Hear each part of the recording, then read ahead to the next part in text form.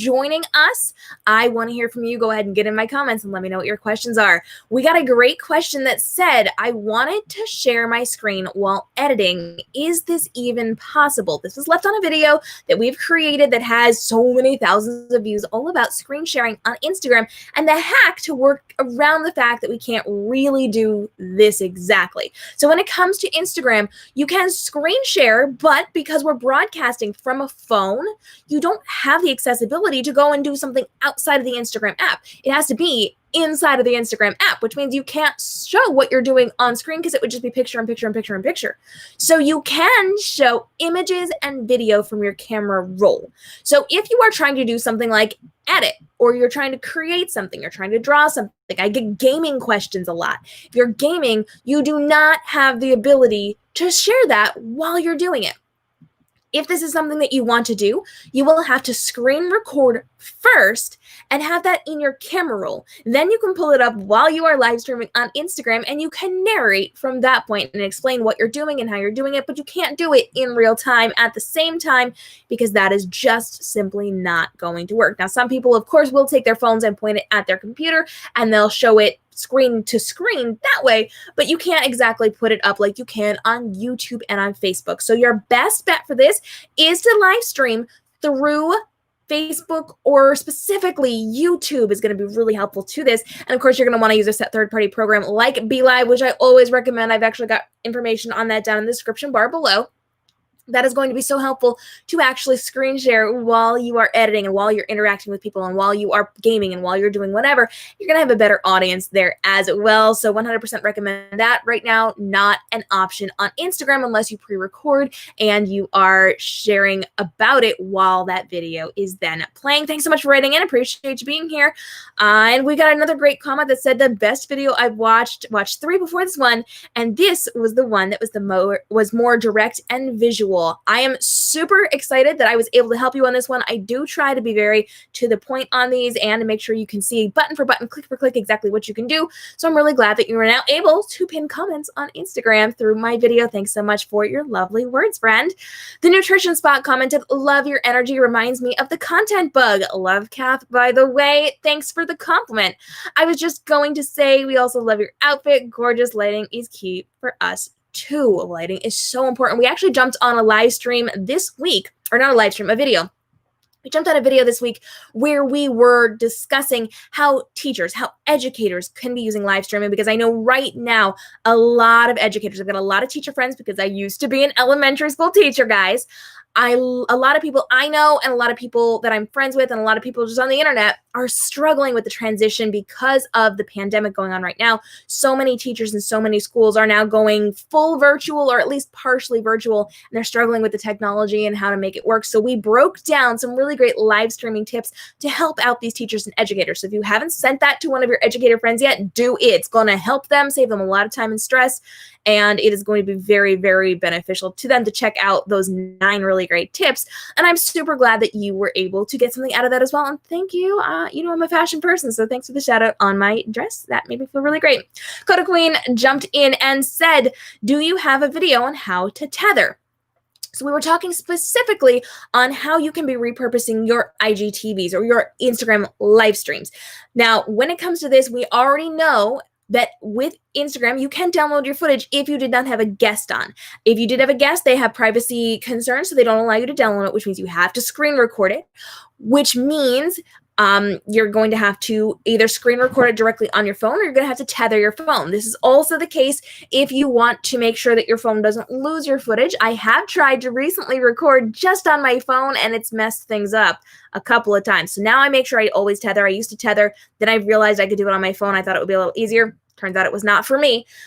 But tethering is super easy. All you have to do is take your phone, take your charger. You're just going to plug your charger into your phone, and then you're going to plug the other end of the charger into your computer.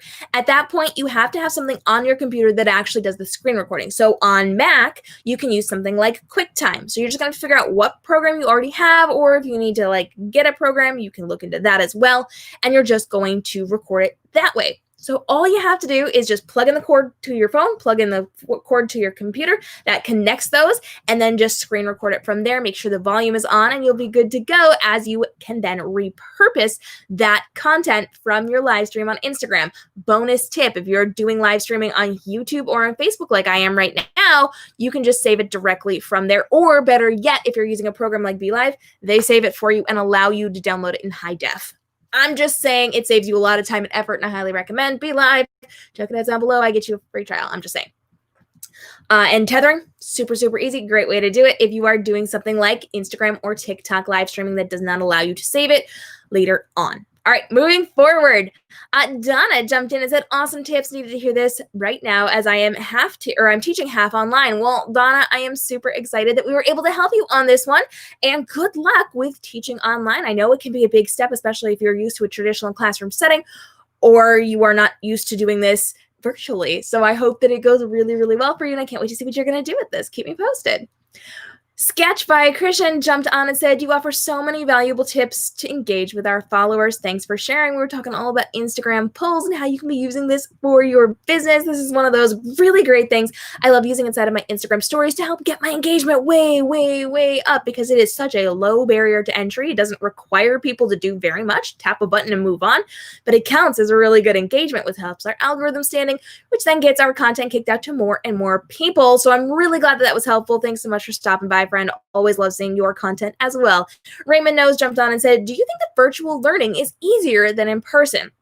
Now, as somebody who is both a virtual educator, I teach you guys social media strategy. I teach authors on book world publishing things. I teach online. I'm an online teacher, but I also am or was an in-person classroom teacher. I used to be a school teacher back in the day. And I will say that both have their pros and their cons. It can be easier to keep people's attention when you're in person because you're there to get their attention, to flag them down, to assess the room, which is something you can't really do on virtual learning because you can't see all of your students. And even if you are on something like a Zoom meeting, you've got that row of people down below and you would have to scroll through them to see them all. It can be a little bit harder to keep their attention. Now, pro to virtual learning, it's really awesome because people don't have to spend time traveling. They don't have to leave their homes. They don't necessarily have to do a lot of work on themselves before they go in public. They can do things at their own pace. They can be listening and following in the way that they need to. You can mute themselves, like if they need to kind of move around to stay attentive. That's going to be really helpful. So there's a lot of pros and cons to getting ready for both and how you interact with each. So really it comes down to what you're teaching, who's teaching it, and the students. But both are a really great option. And as somebody who used to work in a classroom and now works in a virtual classroom and who goes and speaks at conventions and events and summits, I will say I am a big fan of both virtual learning and in-person learning. So I wouldn't say one is tougher than the other. I wouldn't say one is easier than the other. It really comes down to each individual on what works best for them. And if you are somebody in the education space, whether it's school teaching or something like coaching and business instruction, I do recommend you try to implement both into what you're doing because it's very much a different learning environment in both, and you have the ability to do so many more things in each of them if you have both of those in your repertoire. So I hope you guys will check that out as you are continuing what you're doing in your coaching or your education life. Vile Design said, this was super helpful. I'm new to TikTok. Listen, TikTok is the best. I love TikTok. I posted a video yesterday and got thousands of views on it within a couple of hours. I have a video from like 2 days ago. I think it's up to like 30,000 views now. There's a lot going on TikTok right now, and dang, is it the place to market? It is such good, free, organic marketing. It's the best, and I love it, and I hope you guys will check it out as well. If you have not, we've got a full playlist on TikTok over there that you do not want to miss, showing you button for button, click for click, exactly how you can be leveraging this in your business, especially since they are now leaning heavily toward getting our age demographic on there and doing things for our business on TikTok. This is the place to be. It is a wild new frontier, and dang, if you get in early, you are going to benefit strongly from this. So even if you don't think it's from you, it is.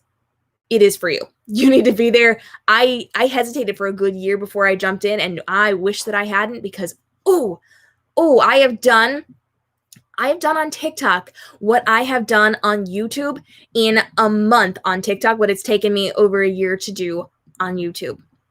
I'm just saying it is worth the time to jump on. So I'm glad that you're joining us, and I can't wait to see what you're doing on TikTok as well. Selena jumped in and said, I love your energy and amazing tips. Thank you for sharing. You've got a new subscriber here. Well, Selena, I'm excited that you are here. Thanks so much for joining us. Tidy Living with Sabrina jumped in and said, this is a brilliant tip to look at other books in your niche to inform how to create your own. P.S. Your earrings are really cool. Thank you. I'm glad you like my earrings. And yes, when you are creating a book or an ebook or some type of workbook, worksheet, checklist, something to give out to people, especially as a freebie, or if you're doing like a paid book, you want to make sure that you're paying attention to what other people in the industry are doing. So the comment specifically was on how you can create ebooks and even physical books and sell them on places like Amazon, Barnes & Noble, all those things, how you should be looking to see what's going on in your genre, in your niche, and create books that look like that because that's what's going to sell. But this tip also applies to the workbooks you're creating, to the freebies that you're giving out, to your lead magnets, all those extra things. Look to see what other people in the industry are doing, because if yours doesn't look like theirs, if it doesn't look like something people expect to see, when they see it in your ads, when they see it on your socials or on your website, they're going to overlook it because they're not going to understand what it is. But if they can easily see it and say, oh, that looks like the stuff that everybody else is creating, this could be something that's helpful to me, they're much more likely to stop, actually look at it, assess it to see if it's going to help them and benefit them in some way, and then they're going to take action much faster, stronger, and better because they kind of recognize it and they know what we're talking about. Of course, you need to put your own unique spin on it, but the basics, the staples, the genre expectations, the tropes, those need to be the same because people get those. People understand those. So make sure you're looking into that as you're creating your next piece of content. No Filler jumped in and said, I don't understand this. I copy a photo. When I go back to Instagram, the format looks nothing like how you show it in your videos. So this is a very important tip. This is very, very important for everybody to hear. When you're watching tutorials on how to do things, especially on social media, you need to be aware that social media platforms change the way that they look. This is an ongoing thing. They are constantly growing, constantly changing, and the buttons will be the same. The location might be a little bit different. So if you watch a tutorial and you are learning like how to copy and paste these photos into Instagram stories, you are going to have to be aware that there are going to be different iterations of what your screen might look like. Look for the same buttons. Just look for the same buttons and you'll be good to go. Yes, it might be in a slightly different location. Be aware that maybe you have an upgraded version. In fact, when this comment was posted earlier this week, I have multiple Instagram accounts that I run for my different businesses. One was on the older version that was what looked like in the video. My other account was in the new updated version. And for many, many months, I had two different versions of my screen when I would click on the stories, reels, live, all that stuff. There were two different versions. They looked a little bit different on the screen. All the same buttons, just maybe in different locations. You have to swipe a little bit.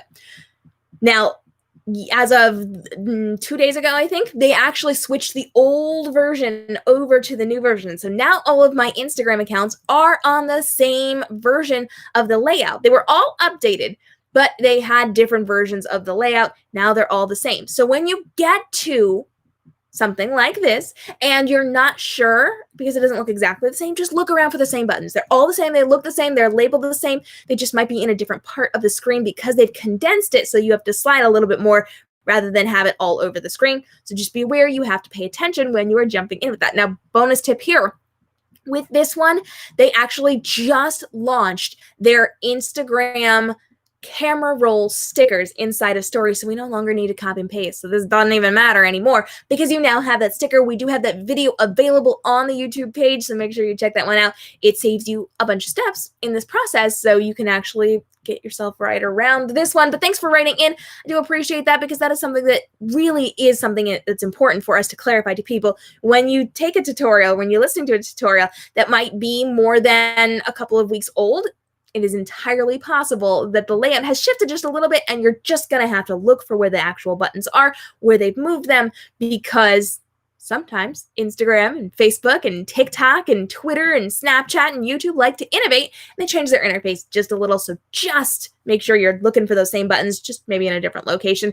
If it's slightly different, it just means that they updated it a little bit inside of the system and you get to figure out where those buttons are. All right, moving forward. Sabrina jumped in and said, this is, oh, we got that one already. All right. Same question, but Thanks for coming back, Sabrina. Appreciate it. Irene jumped in and said, wow, so quick. There's a video already.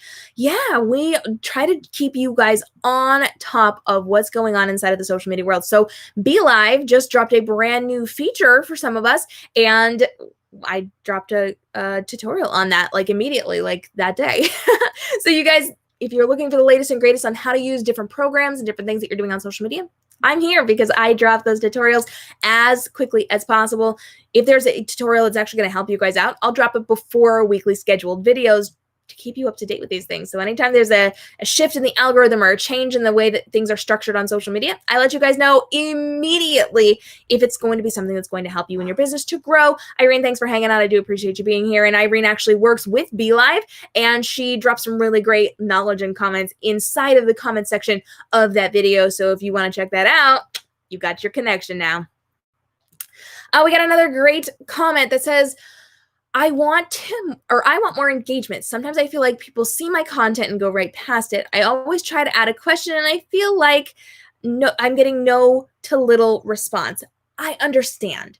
Sometimes when you first start out, it can be hard to get people to respond to you. This is on a video where we talked about how to get more engagement on Instagram or really on any of your social media platforms. And when it comes to getting more engagement, the key, the trick to this is to give people a reason to engage with you. So I always tell people, ask a question and ask it up front.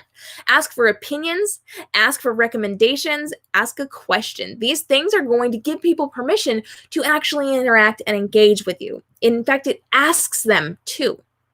So when you are doing this, it does take a minute to train people how to do this. So let me give you a little tip, a little trick, a little helpful hint here.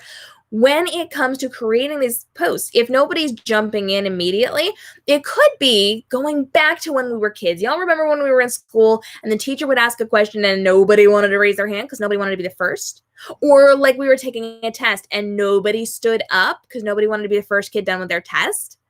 I always finished my test before people. I never stood up. I always sat there and stared at my paper because I didn't want to be the first one. We, as a culture, tend to not want to be the first one. We want to make sure that everybody else is doing it before we do it. It's why we sometimes hesitate to jump on social media things until we see if everybody else is going to do it. So sometimes you need to give people a little bit of a push. And yes, it is a great thing to, in your caption, after you ask your question, give your answer. But what I do recommend is maybe planting some people, having some people in your circle that every once in a while are aware that you've got a really good question out there and they're going to go answer it for you. So if you have a post you want good engagement on, don't do it for everyone because then it starts to act kind of like a pod and it starts to look like bot content, like you are paying people to go interact with your content. Don't do that. But every once in a while, if you've got something good, go to a friend or 2 or 5 and say, hey, can you go comment on this? And ask them at different times. Don't ask them all at once because they'll all go at once and then it'll start to look like bot activity. So ask somebody within the first maybe 10 minutes of you posting to go and leave an answer. And then maybe an hour later, have somebody else go and do it. And maybe the next day, have somebody else go and do it. Space those things out. But as soon as people start to see that other people are commenting and interacting, it's going to teach them that it's okay for them to interact with you as well. So you're going to start planting people on not all of them, but some of your really good content. Now, another great way to train them to interact with you is by helping them to take those small little steps. And that comes back to something like Instagram stories or like a Facebook poll. So you are going to do very low barrier to entry things to teach them to engage through stories, through things like Facebook polls or recommendations where they don't have to do much work. You want them to be pressing a button and moving on with their life. Then you're going to teach them to maybe give you a little bit more. So maybe a one-word answer, maybe a one-sentence answer. You're not asking for big paragraphs. Ask them for something simple. What color are you wearing today? What color should I wear tomorrow? Did you like this? Do you prefer this or that? Pick A or B. Pick this or that. Should I do this? Hey, I would like a recommendation from you. What do you have on this particular topic? Start to build it up. So small answers, things where they just have to press a button. Then things where they can say this or that. Then you can start asking them for recommendations or opinions. These can be shorter answers. Should I go to get coffee today? Where should I go? Where should I go for coffee? And let people write in their favorite place to get coffee or their favorite type of coffee. Ask them for recommendations or opinions on that and slowly start to build it up. When you do that, that teaches them to then answer the bigger questions as well. It's a process. Don't get me wrong. This is not going to happen overnight. It's not going to happen until you get those hardcore dedicated fans that you have educated to actually interact with you. Sometimes I post things and I get nothing. And I've been at this for a very long time. I'm very good at what I do. You guys know that I'm very good at what I do. I teach this. I go around the country traveling to educate people on this one. I've been on national news networks, all those things. And sometimes I don't get people to respond to me. It's okay. It's okay.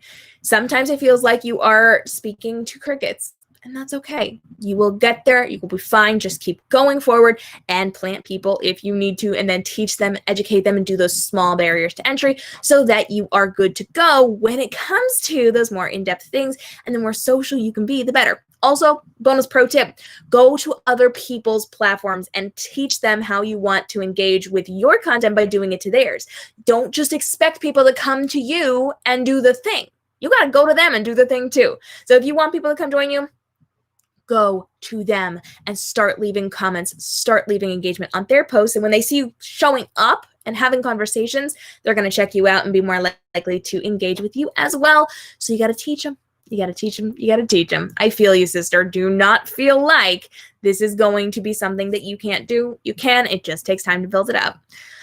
George jumped in and said, awesome video and great tips. We'll be starting to teach online soon, and I will definitely be putting these into practice. Well, George, congratulations. That's awesome. Keep me posted. I can't wait to hear how you are going to be doing. We did get one more question that I do want to be answering today. And, of course, you know, if you've got questions live, get those in there. We are a little bit over time today, but if you've got something, I'm happy to get those answered, or I will get them answered on our next live stream as well. The question is, do you know how to add the thumbnail to the live stream after I upload? I forgot to add the thumbnail straight after I finish my live stream. Is there a way I can still add it? So unfortunately on Instagram, once you've posted a video, you can't change anything about it.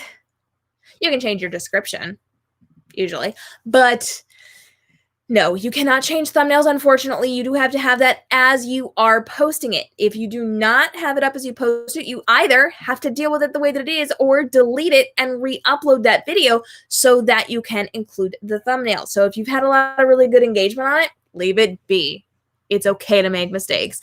If you didn't have much engagement on it, people didn't show up, and you catch it early, go ahead, delete it, grab that footage, make sure you have the footage before you delete it. Save it after your live streams, or make sure that you have screen recorded it before you delete it, and then you can delete it, put it up with the thumbnail that you wanted. I understand that that's a thing that happens sometimes, but right now we do not have the ability, unfortunately, to go in and change thumbnails on our videos, on our IGTVs, none of that. It is what it is, and you will have to move forward with that as it is. Danielle's in our comments saying, great advice, engage with others, and then they'll engage back. Indeed, indeed. It is a great way to teach people how to show up for you by how you show up for them. All right, friends, we are at time for today, but if you've got questions, we're here every single Wednesday at 10 a.m. Eastern, answering your social media marketing questions live about Facebook, Instagram, Twitter, Snapchat, IGTV. We are talking all about Snapchat, YouTube. We're talking about TikTok, my favorite thing ever. We've got some really cool things going on in the future. I saw one more question. Let me real quick read this. Can you save IG live when you have a guest speaker? Okay. So when it comes to this, you cannot. This is for privacy concerns. Instagram is very, very aware of other people's privacy. And if they didn't give you consent to download said footage, you cannot do it. This is very different than Facebook. This is very different than YouTube. So when it comes to live streaming on Instagram, you have to save it if it's just you. If it's not just you, you're going to have to tether your phone, which we explained earlier in today's live stream how to do that. And you're going to have to screen record it from there to then upload it somewhere else. So if you've got a guest, no, you cannot. Also, sometimes if you have a guest, if you have it plugged in directly to your phone, it can kill your audio. So you can't hear your guests, and that could be a problem. So make sure if you do have a guest, you're either recording from a secondary device or you are going back and recording it after the fact.